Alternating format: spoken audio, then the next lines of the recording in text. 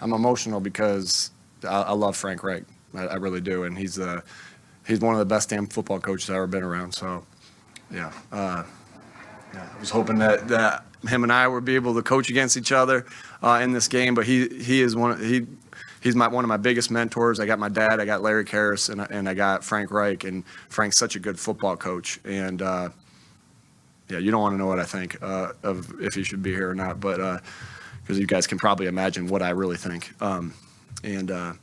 I love him, and so I got a little bit emotional about that, and it was good to see the guys that I really cared about and some of the things that, Quentin Nelson and Ryan Kelly and Paris Campbell, I got to talk to them after the game, and Kenny Moore. So, that means a lot when they say some things that are, obviously I keep those things to myself, but spent a lot of time here. My kids, one of my children was born here, and it was sweet to come here, especially with what happened in this organization the last couple weeks, and get the win. The win. We live in Indianapolis with a win. Despite the win, there were some struggles early on. Whew. You ain't kidding, Jeff. Some of the decisions, I'm just wondering. So you had 3 timeouts. You went to the half with. I didn't feel great about how we were moving it, and we had to slightly beginning of a 2-minute right there. I didn't want to help them out because they had. I just didn't want to help them out anymore with the timeouts, and I hey, if we lost that game and I didn't do it, I probably would have said, hey, I shouldn't have done that. Hey, we won, and I felt good about the decision right then. Not because, I have faith in our offense to be able to do that. I just didn't want to help them out to be able to go down and score a touchdown and try to make them kick a field goal there because they lacked timeouts. And but our defense was doing a good job at that time. You go back and forth with that. That's what I'm going to do. Like, I'm going to go back and forth with that decision. Like, was it the right? Was it the wrong one? But shoot. I gotta stick with my I don't want to say gut. I gotta stick with my conviction when I make a decision and live with it. Not always are they going to be right. In the 4th and 10, on the 39, you passed up to 37. Yeah, with where we were right now, it's about did I feel great about kicking that right there? I didn't, and I wanted to see if we could get the first down right there, and we didn't. And man, I can't say enough good things about Gus Bradley and his defense and the way that guy always gets his players to play for him. Always, Gus always gets his players. I was with him in San Diego, as you guys know, and he always gets his players to play for him. And they always have, they always do a good job on defense. So they stopped us there. And again, I have to stick with the decision I made. Hindsight, do I kick it? Yeah, maybe it didn't work for this one. Fair to say you simplified things offensively in the second half? Yeah, we got to what we felt was working at the time. It still wasn't easy, as you guys saw, right? I mean, they came out and they had a strip sack fumble and got the ball back. That number 91, there's been a lot of battles with him. He's a good football player, in this stadium when he was with Jacksonville. Then he's found his way to Minnesota, and he was here again. We've had a lot of nights worrying about him, but I love our tackles, and it wasn't on our tackle. It ended up being on the back, and but he's a good football player. He made a good play right there. But, yeah, good job by Shane calling it in the second half, stopped making some adjustments, all the guys making adjustments, and defense allowed us time to be able to do that. The final drive, take us through that and then the play calling process and also the timeout after the 2-minute warning call. Yeah, there's a little bit of strategy to that timeout after the 2-minute call that I'd rather not get into for reasons just so our opponents don't know, obviously. But that was a big time drive.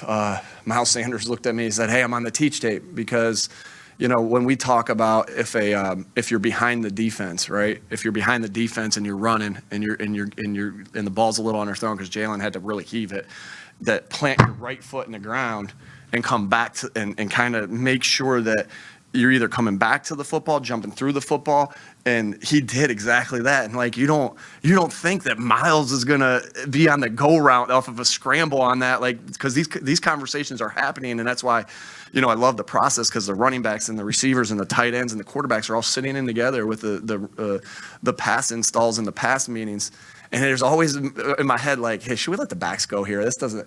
But shoot, it worked out for us today that he soaked up a coaching point and played it to perfection, right? If we can give all the coaching points we want, but like these players are the ones that got to go out there and execute it. And so he said to me a couple times after game, he's like, "I make the teach tape." I said, "You're damn right, you made the teach tape." Forevermore we'll be able to show Miles Sanders how to play a deep ball if it's underthrown, because you got to try to put your guys in every position like that. But Miles, man, he went up and that was a huge play.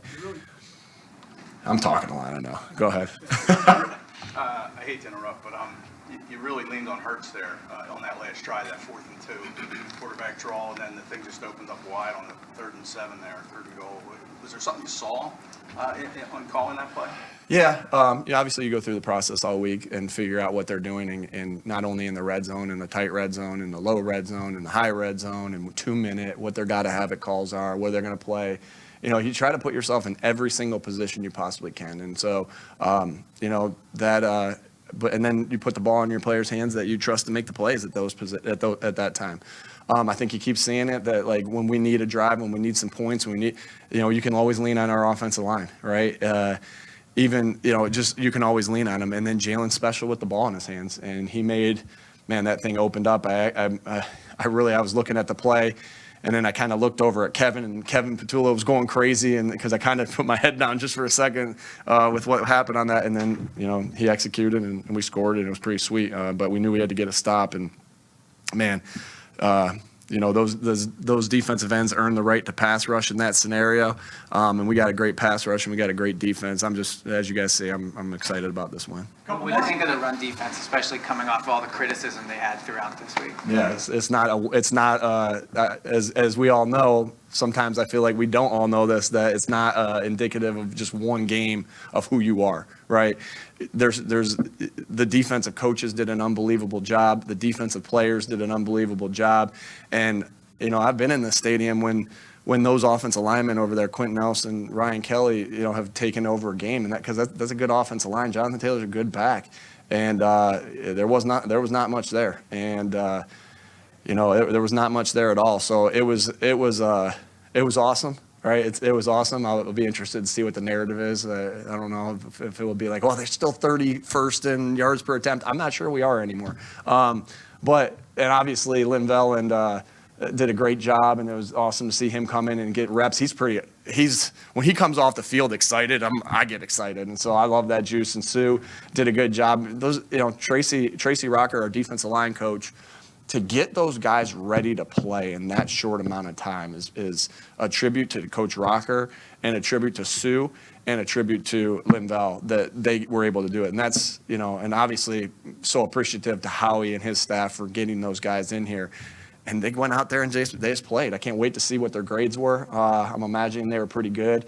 But yeah, when they come off the field, that's exciting. Last one, guys. Like this important for a team to build toughness.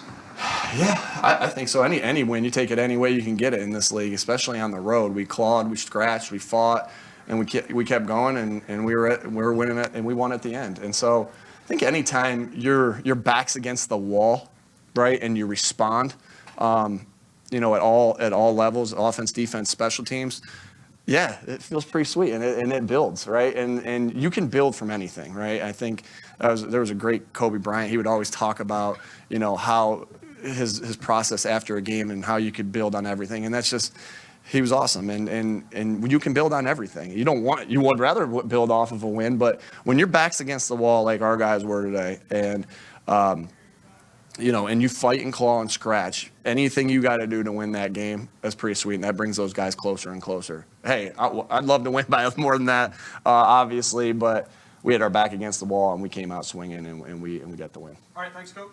Good question. I appreciate you.